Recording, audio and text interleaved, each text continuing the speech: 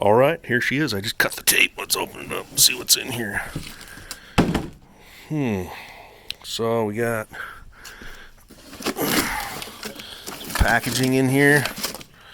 Get this out of here.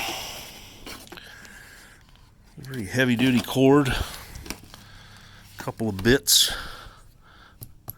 That appears to be cast iron, I guess. Some type of metal.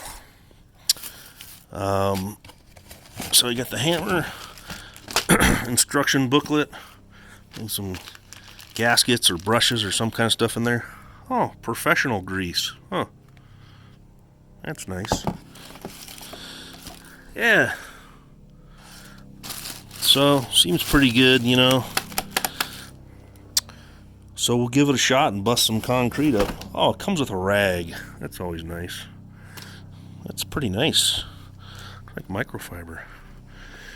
Okay, well, here's my concrete patio that I am going to bust out, and then I'm going to have a professional contractor pour a new patio, because that's above my pay grade.